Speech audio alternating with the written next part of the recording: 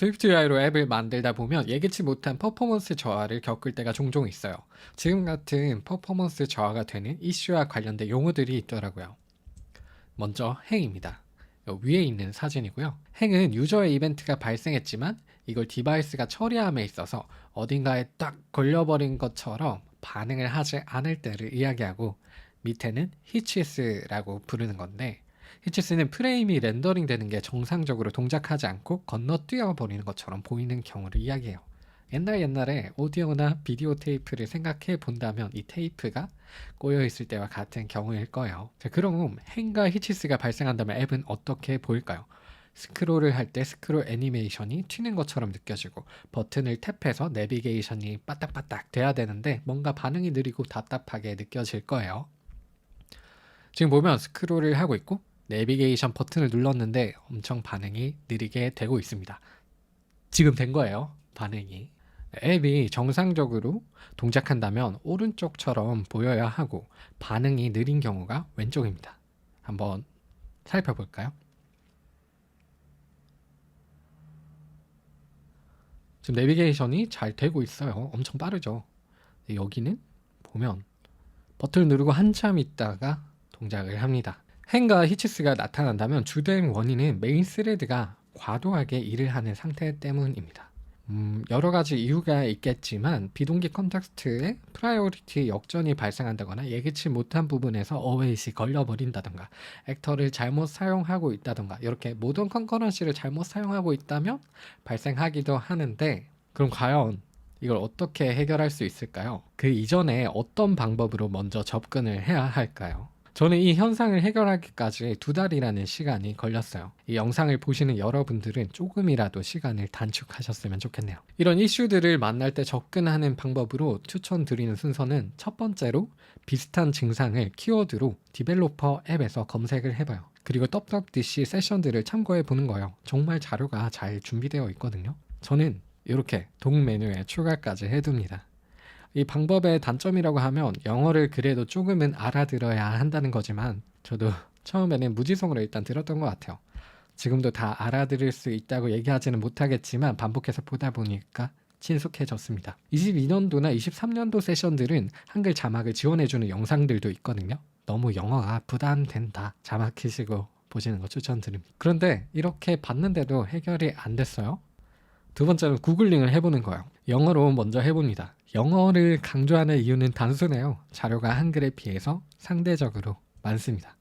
전체 웹사이트들에서 언어의 비율 중 한글이 차지하는 비중은 0.6%밖에 되지 않는다고 해요. 영어로 먼저 검색해보는 게 정말 중요합니다. 이렇게 해도 해결이 안 된다. 세 번째로 GitHub을 들어가서 나랑 비슷한 앱인 것 같은 레포들을 클론해서 코드를 확인해봐요. 다른 사람들은 어떻게 짰을까 참고해 보는 거죠. 그래도 모르겠다, 함께 고민해 보시죠. 유튜브에 댓글을 달아주셔도 되고, 아니면 디스코드 채널로 들어오셔서 겪고 계신 문제점들을 같이 이야기 나눠봐요. 정말 언제든 열려 있습니다. 얼마 전에 제가 작성했던 GitHub 이슈 글을 보고 외국 개발자분이 들어오셔서 겪고 계시던 문제에 대해서 함께 고민해 보는 시간을 가지기도 했어요. 저는 이런 순서로 문제에 대해서 해결하려고 접근을 하는 것 같아요. 그럼 이제 진짜 코드를 보면서 한번 파악을 해볼게요. 현재 겪고 있던 증상을 가진 구조와 유사한 빔 프로젝트를 만들어 봤습니다. 코드는 GitHub 레포에 추가를 해놓을게요. 링크 타고 들어오셔서 클론 해보시면 됩니다. 여기 코드 복사를 해주시고 엑스코드로 돌아오셔서 소스 컨트롤에 클론, 그리고 금방 복사한 걸 붙여 넣어 주신 다음에 클론을 해주시면 현재 레포를 다운받으실 수 있습니다. 간단한 앱이고요. 콘텐트 뷰에 바디의 변경사항을 추적해주는 프린트 문을 추가해 뒀어요. 디버깅을 할 때는 유용하지만 이 줄 자체가 퍼포먼스에 영향을 준다는 거 인지해 두시면 좋을 것 같고, 패치 포스트를 누르게 되면 1000개의 포스트를 가지고 오고 있습니다.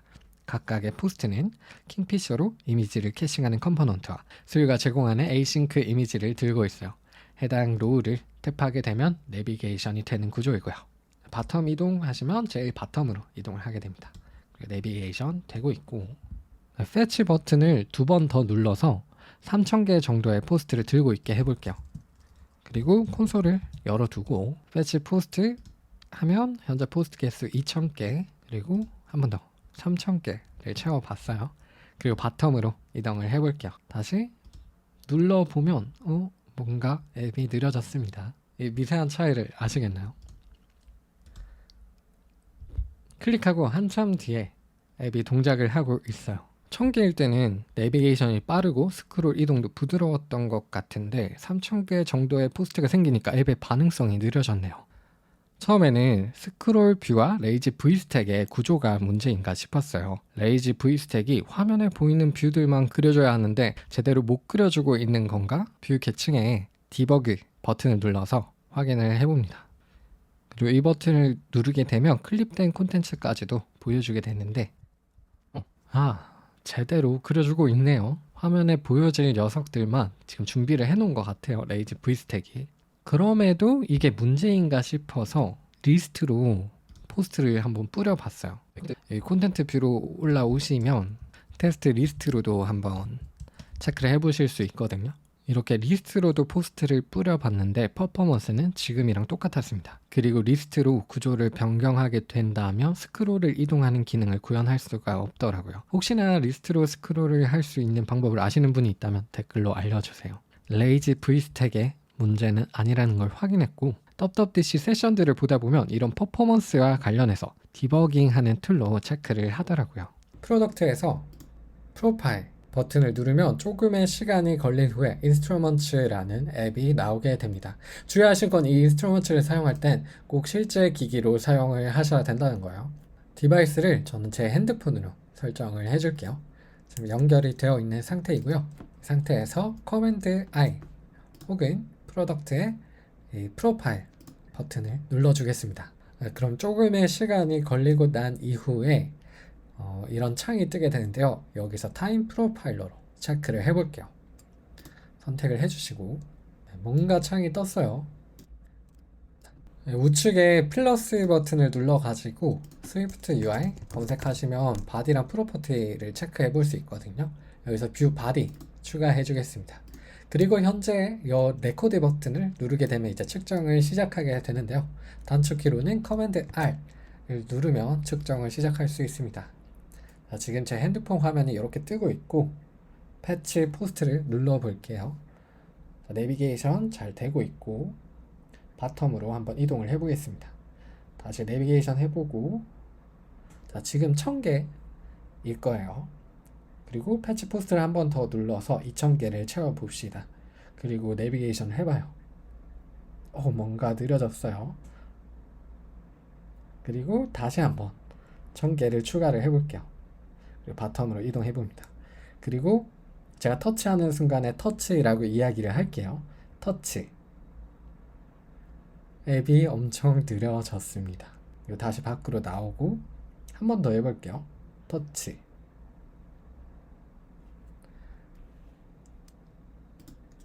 그리고 이제 멈춰줄 건데 지금 보면 이쪽에 항목을 선택을 해가지고 커맨드 플러스를 해보시면 뭔가 행이라는 게 떴네요. 그리고 여기 set inspection range를 해보겠습니다. 이 부분에서 우리의 메인 스레드가 어떤 상태인지 확인을 해보면 메인 스레드가 혼자서 일을 하고 있네요. 그리고 현재 북은 행이 발생한 지점에서 뷰 바디가 어떻게 호출되고 있는지 확인을 해보면 포스트 로우 뷰가 15,000개나 호출이 되고 있습니다. 뭔가 이상해요. 분명 우리가 가지고 왔던 패치 포스트를 통해서 가지고 온 데이터는 3000개일 텐데 15,000개나 찍히고 있어요. 여기서 코드를 다시 살펴볼게요. 혹시 포리치를 통해서 달러로 넘기고 있는 게 문제인가? 그러면 바인딩을 해주지 말고 렛으로 바꿔봅시다. 달러 안 쓸게요. 포스트 로우에서도 지금 바인딩으로 받고 있던 걸 렛으로 만들어 준 다음에 단순하게 넘겨 볼게요. 그리고 다시 커맨드 I를 해주기 전에 여기 테스트 리스트도 쓰고 있었어 가지고 코멘트 아웃 해주고 커맨드 I로 다시 빌드를 해볼게요. 빌드가 끝났고요. 여기서 따로 창 닫아주지 않은 상태에서 바로 커맨드 R 누르시면 됩니다. 커맨드 R을 눌러 보겠습니다. 측정이 시작됐고 fetch post를 눌러볼게요. 그리고 내비게이션 해봅니다. 오케이.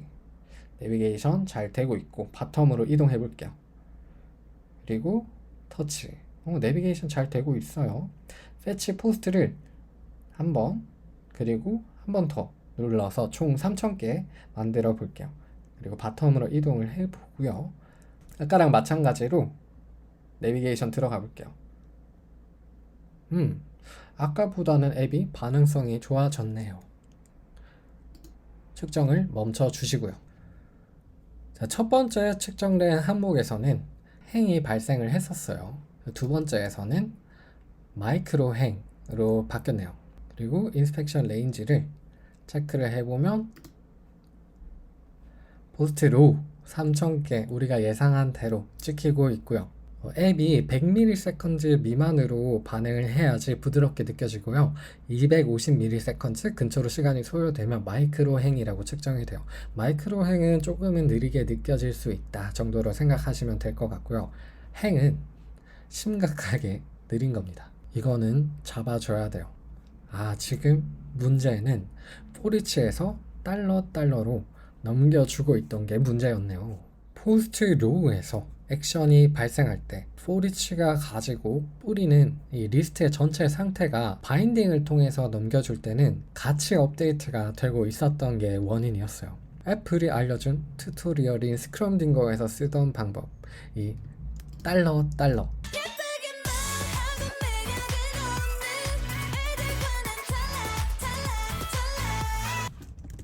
달러로 넘기는 방법을 그대로 사용했지만 퍼포먼스에 이슈가 생길 수 있었네요. 수유가 제대로 상태 관리를 해줄 거라 믿었지만 예기치 못한 상태가 업데이트 돼버리면서 퍼포먼스에 문제가 발생했습니다. 달러 조심해서 사용해야겠네요. 그리고 잠깐 스위프트 UI에서 요즘 얘기가 많이 나오고 있는 TCA를 이야기해 볼게요. TCA는 우리가 지금까지 수유에서 알고 있던 상태를 나눠버려요. 어떻게 나누냐?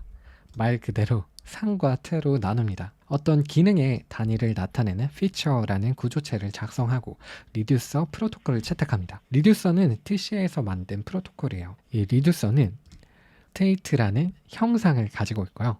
액션이라는 형태를 가지고 있습니다. 뷰에 뿌려질 데이터가 스테이트, 데이터를 가공해주는 동작을 액션으로 미리 선언해 둡니다. 그리고 이 리듀서를 채택하는 방금의 구조체 내부에서 body라는 프로퍼티에선 앞전에 우리가 구분지었던 형상과 형태를 합쳐주고 있습니다.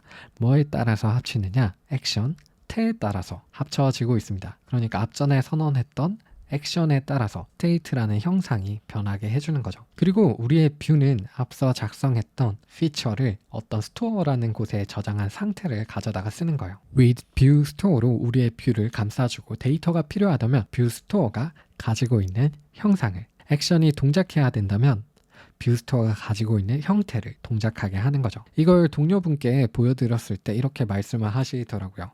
웹 개발이랑 비슷하네요 라고 이야기를 들었어요.